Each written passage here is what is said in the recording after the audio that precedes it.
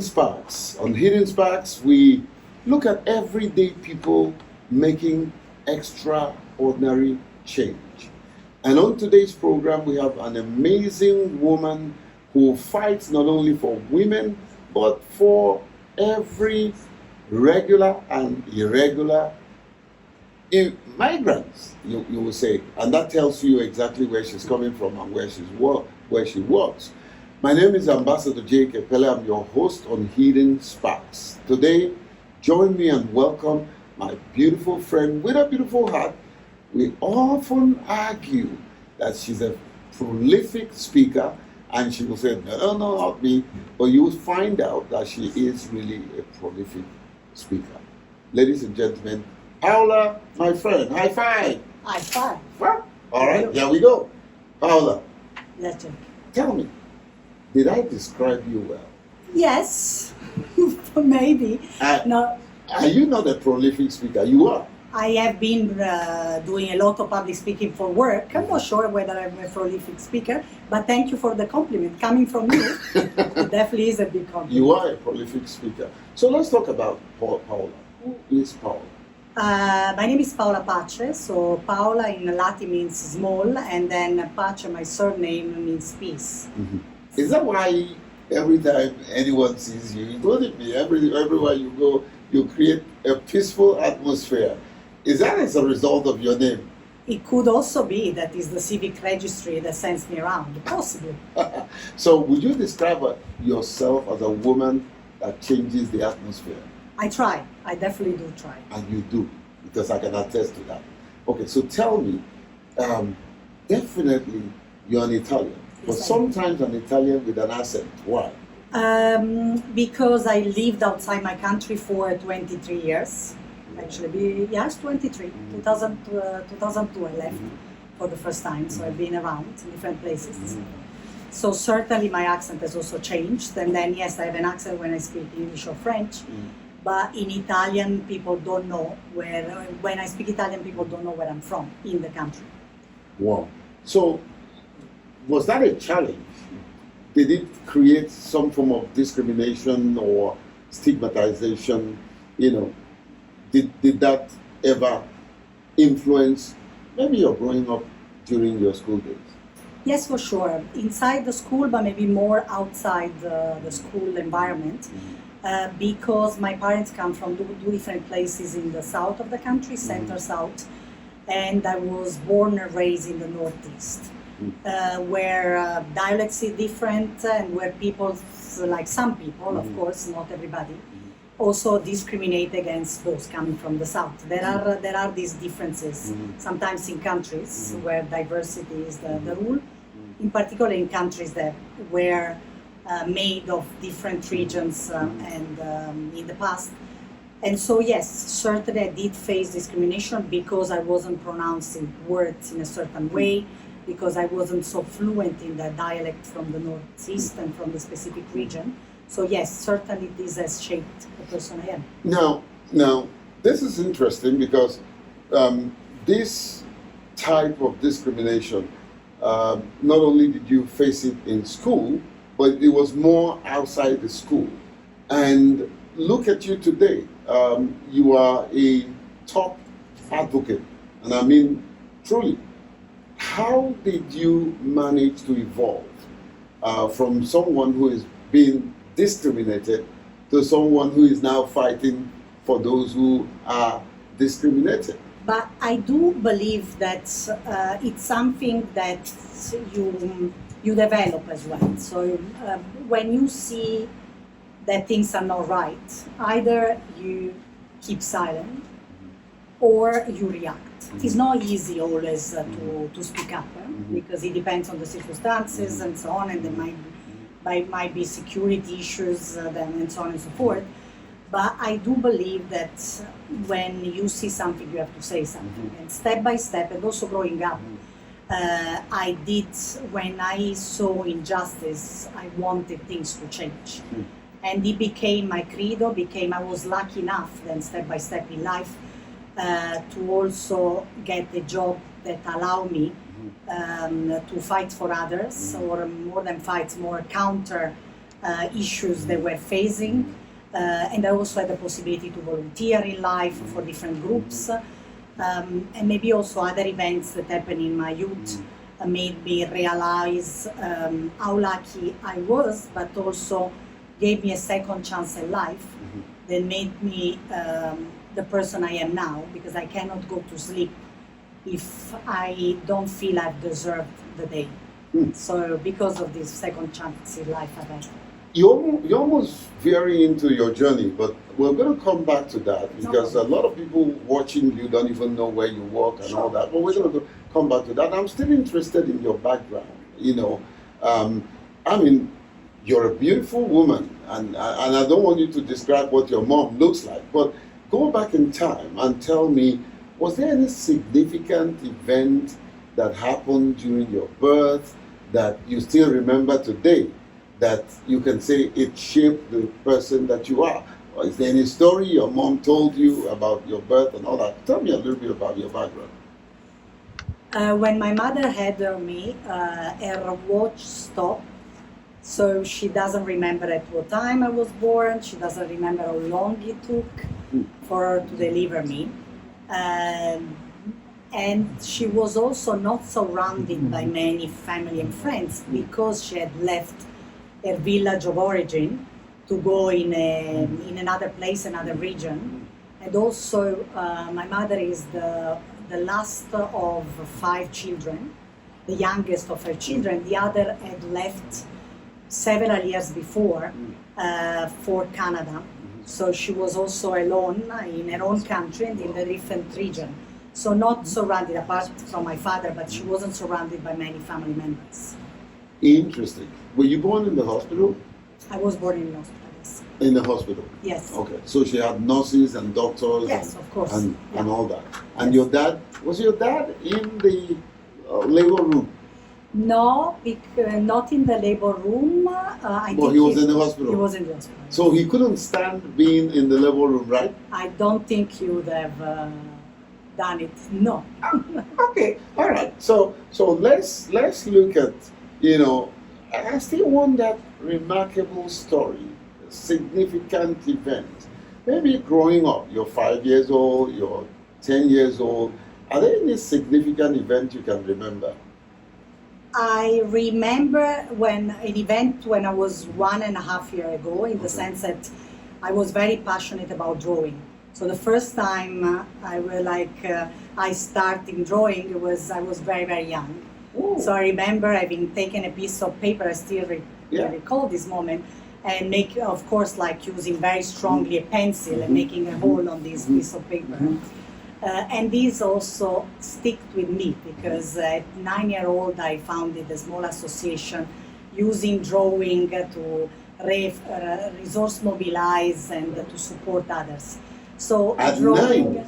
At 9. At 9? Yes. Wow. Yes. That's interesting. We seem to have a similar story because I grew up learning how to draw, and right now I have a 7-year-old boy who also draws and wants me to help him. Sometimes he says, "Dad, can you draw for me?" And if I don't, he will start crying and I have to draw. So I can actually look at an individual and draw, and sketch you and all that. So, but you made the most of it that I couldn't make the most of it. At 9, you founded a group of people? A group of children. I mean, it was something really small, but I think because you are asking me significant event that shaped who you are, so certainly it was a way for me to mobilize others for a purpose. Interesting, Paula. At 9, you had that awareness and that stuff in you that ignited you to bring other children. That's an amazing stuff. What would you say was responsible for that? Seeing people with seeing vulnerable people around me, that made me wanted to find a purpose. Wow, that's remarkable. And let me pause there, and we're going into a second segment where we talk about your journey, and then we're going to talk about your work and all of that, and how all of this has contributed to the person that you are. All right, this is Hidden Sparks. We just looked at the the first part of my guest, and we looked at the stuff in her that ignited and sparked who she is. Now we're going to delve into the journey of her life, and then you get to know where she works and the amazing work that this woman is doing. I can only describe her as an Amazon. When we come back, Hidden Sparks will continue. Hello, welcome back to Hidden Sparks. On this segment, we are looking at the journey of Paula. Very interesting journey, the journey that has brought her to where she is today, whether it's her work or her health challenges. Challenges that she had probably never disclosed to anyone before, but she's willing to talk about it. What a woman. Paula, welcome back to Hidden Spark. Tell me about these challenges. It's been like a hidden story, but you're willing to talk about it. What have been the health challenges that you had to overcome? When I was almost 17, because I celebrated my 17th birthday in an hospital, I started fainting during simply physical education lessons. I was 16, wow, healthy, and all of a sudden I started becoming violent, fainting, not feeling well, not wow, being able to do the stairs. I was like breathless after wow, just a few rounds of stairs. So I felt there was something wrong. So I went to see my doctor. It was not really very good, I have to admit. My general physician was following me. So I insisted, because at that time in biology we had studied the blood. So I felt that there was probably something wrong with my blood, maybe the hemoglobin or and so on and so forth. So I asked to do a blood test and so on. So he prescribed it. And I went with my mom to do such blood test. And then, interestingly enough, he got the result, and I called my fixed phone. Mobile were not used that much at the time. So I called the fixed phone, thinking to speak with my mom. I used to have this kind of very deep voice, even at 16 years old. You still have those voice? I had beautiful this voice. Broadcasting voice. Thank you. So he thought it was my mom, not me. So he told me, your daughter is really, really sick. Wow. You better rush her to the hospital now. And I don't know how much chances she has to survive. It looks really bad, like maybe a 40% chance, something like that. So I said, yes, don't worry, I will collect our things, we'll go to the hospital now. Yeah. So I didn't reveal I was not my mom. Wow. So what I did is calling some good friends of mine, my cousin, I was very close, the mother of a friend of mine, mother, was really being like a second mother to me. So I called them, just say goodbye, saying, I don't know, I just received this call, I don't know how things are going to evolve. But I just wanted you to know I love you, and I'm leaving this and this and so on behind. And then my mother came back, and I told her, Mom, I think we need to pack. It doesn't look I'm doing very well, so the tests are pretty bad. So the results are bad, just let's go. So I didn't want her to worry too much. So we went to the hospital, and then it was quite complicated, because in the pediatric ward in my hometown, although we had very good health care, they didn't have enough room for me. Then they expanded the hospital at a later stage, but not at the time. So they didn't have a free bed. So they put me in a ward with adults, not with other children.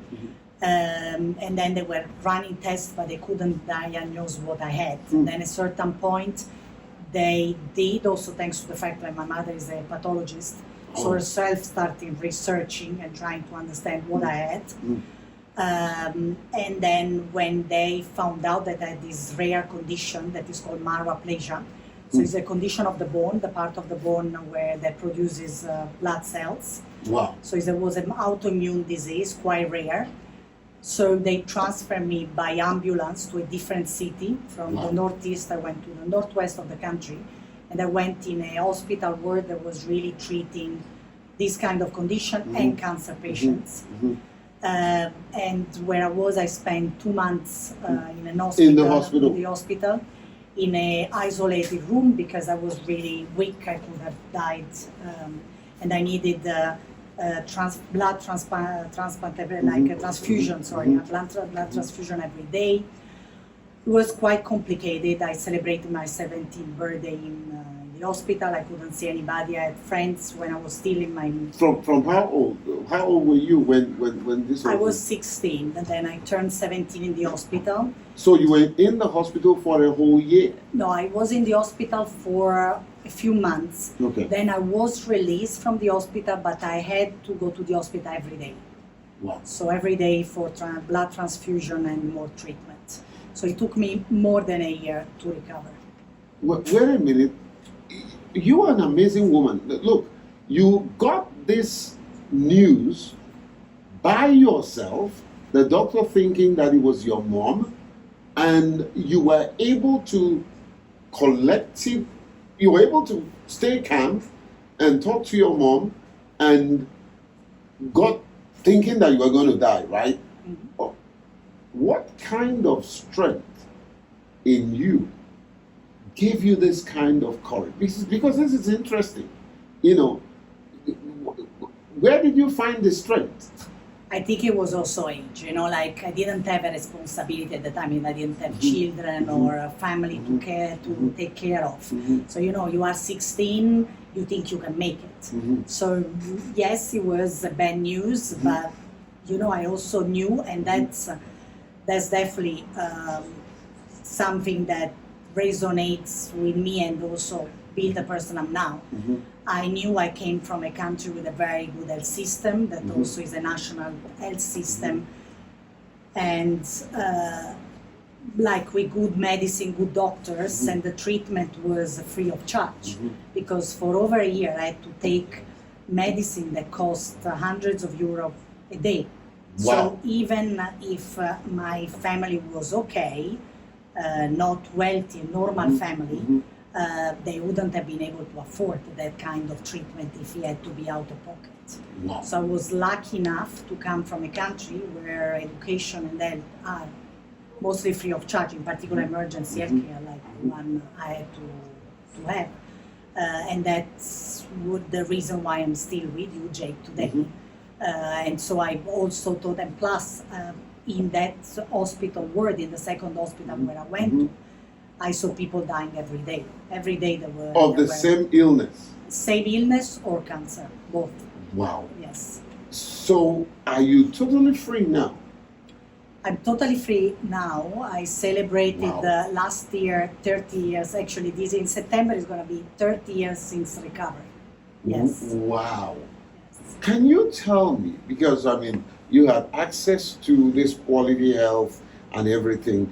In your estimation, can you tell me how much that would have cost you if we're to be, let's say, in Nigeria? I don't know also because it's many years ago. We are talking about over 30 years ago, but lots. Like, a lot of money. Lots of money, thousands of dollars, for Wow. sure. So while you were in the hospital and you saw other people dying, did it occur to you that you could be the next dead person? Were you afraid that you were going to die? I was not afraid but it was about weapon. I did a certain point, I was feeling like I was about to die. So I started feeling unconscious before they gave me the first blood transfusion. I was very weak. So I felt I was about to die, and I felt what people describe, to enter a tunnel. But I was in peace. When you ask me, were you afraid? I wasn't afraid because I believe, and I felt I was going towards God. I saw this light at the end of the tunnel, and I felt very much in peace. Interesting. So what gave you this courage? I mean, looking at you today, beautiful woman, you know, with all the energy and strength and the passion with which you do all that you do, what would you say gave you the courage to believe that you are going to survive and you would tell the story you're telling today? I don't know if I knew I would have survived, but I was ready for whatever would have happened to me. And I felt very, very thankful that while I was about to leave this earth, there was an angel that brought me back. I really felt the physical presence of an angel bringing back to earth. Really? Yes. So you believe in God? I do believe in God. Are you a Catholic? I'm a Catholic. Okay. So you think that the hand of God in you being alive today? Yes. Absolutely. So let's go to your work. All of this have shaped the person that you are today, right? For sure. Okay. Was it anything that is responsible to where you work today? Certainly, because of this experience, I realized that I wanted to do something to deserve this second chance in life. Okay, I was telling you, in this world, every day people were dying. And for example, I was slightly stronger than others. So I don't know, I would open the bottle of water or a drink or carry things for others when I was stronger. And so I felt that I was so lucky to have survived that, also because the place where I was, because of the healthcare system, and so on and so forth, that I needed to give back. Because not everybody had the opportunity, the possibility to survive something like this. So because of this experience, not that it didn't come without scar, not that it didn't come with anger sometimes, but I felt why not me, but not why me, but not why me, why did I get sick, why am I still alive? So I want to give it back. So and now I have this drive. I cannot sleep at night if I don't feel that I've done something right. So, and I've done something that's, something for which I deserved. That's impactful and remarkable. Yes. Now, you work in the UN system. Yes. You know, where else did you work before you came into the UN system? I did voluntary work for a civil society group, an association that works with people with disability, mental and physical impairment. Yes. Really? Yes. And then I worked also, I was the president for the Student Association, then I worked for corporate law firms. I work also in the corporate sector. I worked for an NGO before, did some voluntary work, then for the International Law Commission, United Nations, and then... Wow. You have an intimidating profile. Are you a lawyer? I studied law, yes. Wow. And public health. Wow. Yes. So all of these challenges didn't stop you from going to school. How did you manage? I did lose some months of school, but not many. I felt sick around, I don't recall, probably it was, because I celebrated my birthday in the hospital. It was, I think, 1 month before, so probably April. So towards the end of the school year, there was, if you like, good coincidence, because that allowed me not to lose the year. So I had to repeat one of the subjects in September, although I was one of my favorite and one of the subjects went bad. I was performing well in, but because I lost quite a number of hours of school, I had to repeat that. But unfortunately, I didn't lose an entire year of school. I know sometimes ladies shy away from telling how old they are, and No problem. I mean, you look amazing. How old are you? I'm 48. 48 years old. Yes. Why do you look 16? 47. Yeah, I don't. I'm actually 47, 48 very soon. Wow. Yes, in May. Okay, so how did you get into migration? Because you're very passionate about issues around migration, and you speak with expertise that is first class. How did you get into migration, and what has the experience been like? I got into migration, I guess also because of my personal upbringing. As I mentioned to you, my mother brother and sister live in the US. My grandfather, my mother, brother, and sister live in Canada.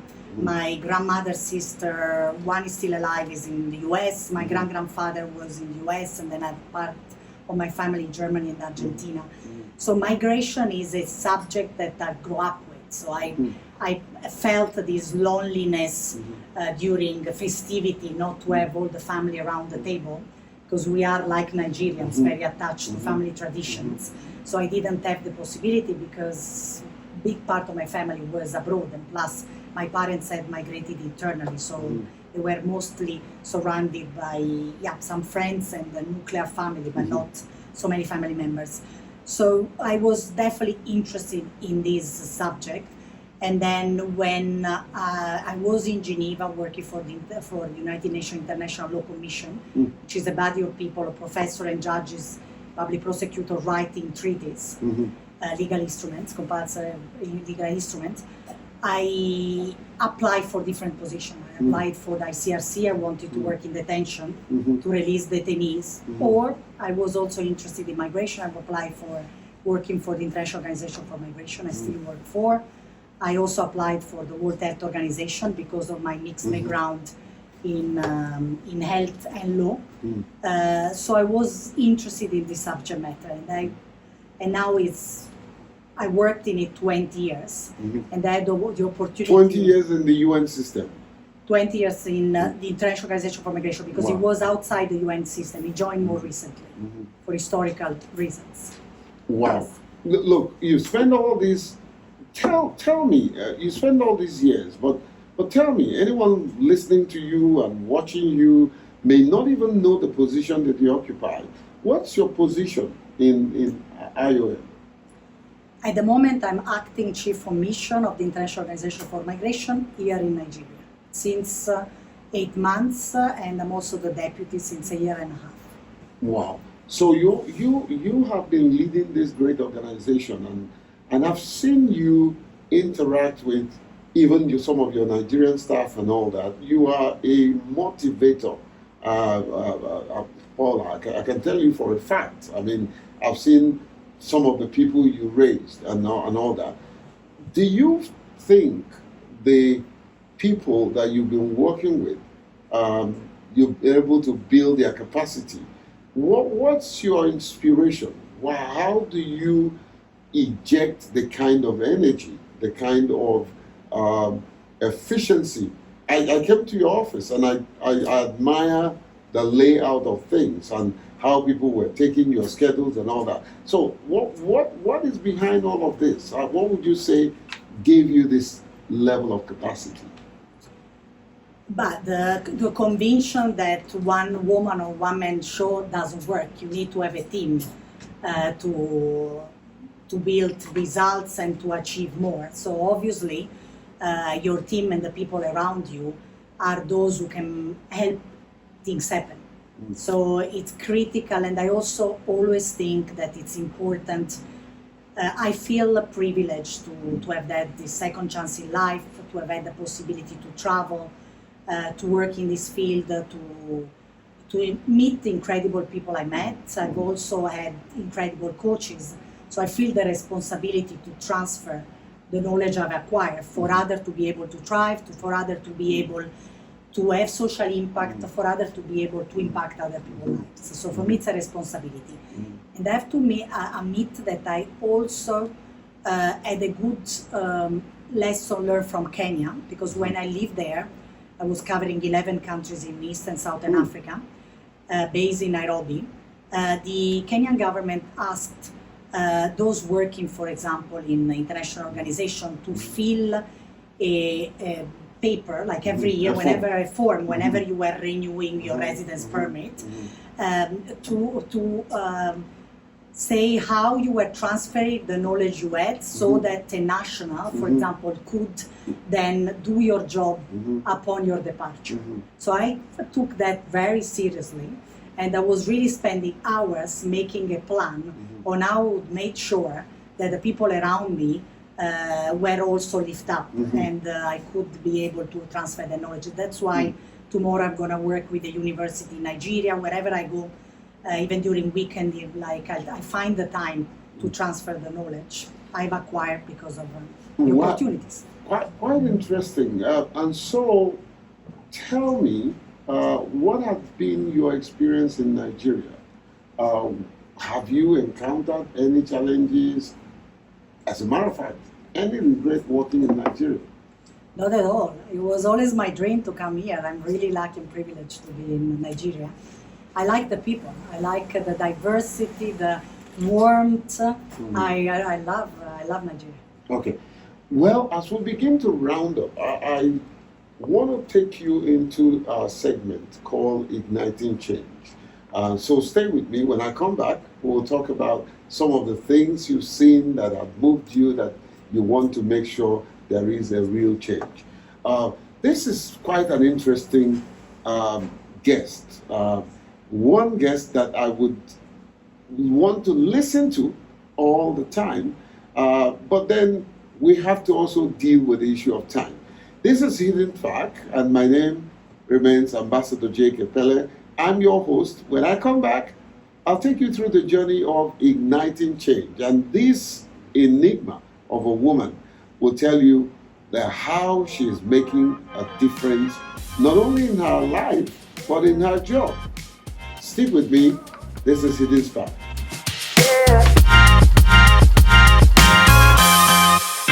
Welcome back to Hidden Facts. My guest is quite an interesting guest. You can talk with Paula for the rest of the day, but we don't have the rest of the day. So come with me as we look at how Paula and several people watching can ignite change, and that change will affect this generation. Hey, Gen Z, I'm on you today. So stay with me. Paula, welcome back. Thank you. Yeah. Well, Paula, looking at all that you've gone through and all that you're doing and your enviable position in the UN system, what are the things that you can inspire this generation to do in order to really make a change or a difference? I think it's important to look around you, not to focus only on yourself, because wherever you are surrounded by many people, some privileged and some not. And I think we all have a responsibility. And sometimes I feel the heaviness of the responsibility on my neck, because a life can be short, but it needs to be lived until the end, with empowering others and with passion and with meaning. So what I want to say to Gen Z, whatever you want to do in life, every part of life is meaningful, but bring with you others.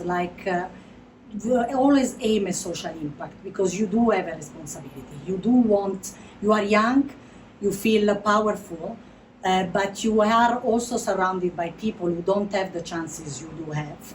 Even if you are in a difficult situation, look at the glass half full. Always help someone else as well, and realize that you want to leave to the next generation a better world than what you found. So feel that responsibility and feel that power to make a change. So tell me, I can't even pronounce the rare disease that you had to deal with, and some people didn't make it. Yes. So let's assume there's someone who has the same thing, is watching us right now. Can you look into the camera and tell that person there is a chance that individual will leave? I'm a testimonial, living testimony that you can overcome a very serious disease. I was loved by the people around me. That's something I didn't say before. One possibility would have been to have a transplant of marrow. But then my mother took the right decision, also being a pathologist, because we opted for an experimental treatment that didn't require transplant of marrow, and that allowed me to take medicine at that period of time, but not having to take medicine for the rest of my life. but it took a long time for me to react to this treatment, over a year, with not necessarily 100% chances. So even, but it was a scientific treatment that then proved to be right and then has been utilized since. But it was at that time still in an experimental phase. So it was the right decision to take. So also believe the doctors around you, get a second opinion, find love around you, and have the hope to be able to overcome. If you are religious, you don't have to be, but if you are religious, religions will also help you in difficult moments, praying and knowing that there's someone out there also looking after you. And you can overcome this moment in time. There will be moments in which you will feel lonely, you will feel despair, you will feel sadness, and this natural, is humane. If you feel like crying, cry. If you feel like a hug, there are people around you, I'm sure, that will hug you and support you throughout this difficult period of time. But be conscious that you can make it. Did you lose some friends as a result? I mean, some friends who were just your friend and they got to know about this rare disease you had to deal with and they just turned their back against you.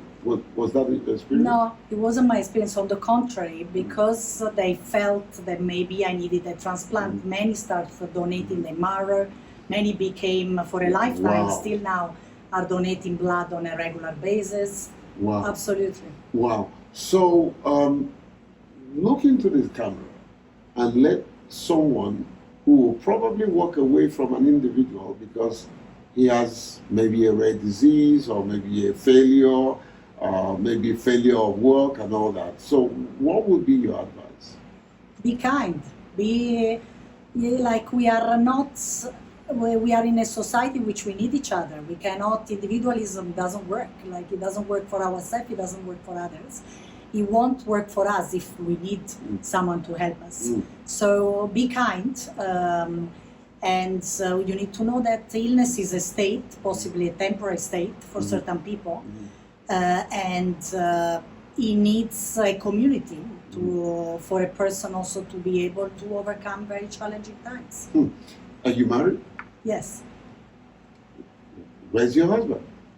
And at the moment is on leave with my daughter. We're in my mother-in-law place. But yes, he's with me in Nigeria. You have a daughter. Yes. Given birth by you, not adopted. By me. So in spite of all the challenges, you still have children. Yes, I'm a mother, yes. Wow. And your husband works here in Nigeria? He followed me, so he's taking care of my daughter. Interesting. How has family life been?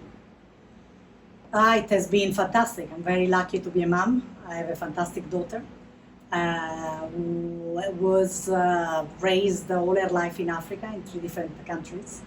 So she has had the chance to see lots of different things and meet incredible people. How old is your daughter? She is 10, turning 11 soon. Wow. Does she go to school in Nigeria? Yes. Okay, so I don't want to ask you which school, but how has life been? I mean, you tell her stories of your experiences and all that. Does she know about your health challenges? She does. Yes. Wow.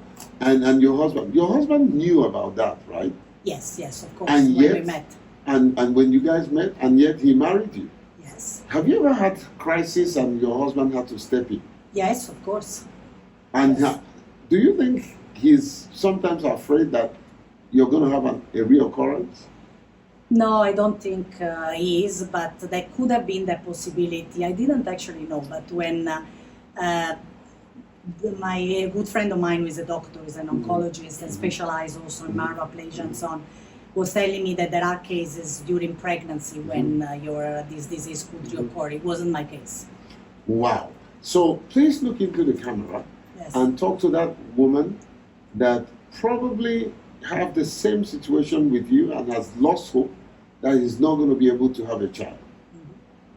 Tell me, what would you tell that individual? Again, I'm a living example that you can have children. I mean, the condition I have doesn't necessarily impede to have children. I mean, it's different compared to other. But it could have been, in certain cases, there have been reoccurrences of the condition during pregnancy, which wasn't my case. So, you see, so it's possible to grow through a very serious health condition and still being able to give life of a beautiful human being. Were you afraid of getting pregnant? No. Do you feel that your husband loved you in spite of all the challenges you have? Yes, he did Okay. and he does. Any regret for being married? No, none.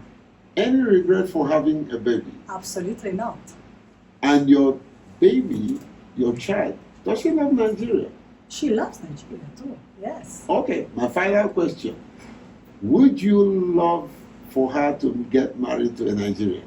Why not? It would be nice, yes. And you think your husband would allow that? Yes, of course. Okay. I don't know. Paula, you have been an amazing guest on this show, and you have inspired countless people that are watching this podcast, and I want to really thank you and be rest assured that you are an inspiration. I can tell you that. I'm looking forward to meeting your husband and meeting your daughter. Thank you so much for the work you do. Thank you for the heart and the compassion that you give to the work you do. You are truly an inspiration. I've watched you speak. You speak with passion, and you are truly who you are and what you represent. So thank you for being part of Hidden Sparks, and hopefully we'll do part 2. Promise? Promise. All right. Yes. Ladies and gentlemen, that's all I have on the show today. I've been talking to Paula, my very good friend, with an inspiring story. A story that had gone from tribulation to triumph. This is a woman that is truly a woman of substance. By all means, you can say that. I am Ambassador Jake Epelle. I'm your host, and I'm looking forward to another interesting edition of Hidden Sparks. Now, before you go, remember that the day you were born, you cried. Everyone around you rejoiced. Live your life that the day you die, you will rejoice, and everyone around you will cry. That's a life of contribution. By the way, who will cry at your funeral? That's a question that you take to heart. Bye-bye, and God bless. Remember to subscribe my YouTube channel, Epelle Jake. That's it. And go to my Facebook, Epelle Jake. Go to my Twitter, Epelle Jake, and my website, epellejake.org. I want to thank my team, amazing guys who have worked so hard to put this program together. Coca, Chibike, Kohol, and my friend with a plaited hair that is looking so good and making sure that the camera works. And of course, my personal executive assistant, Nimsi. Thank you for all that you do. Donald had been at work all day trying to make this happen. Thank you. Thank you. My logistic guy, Ade, thank you. Lynn, thank you. Thank you. Every one of you, you've been an amazing colleagues. God bless you and have a great weekend.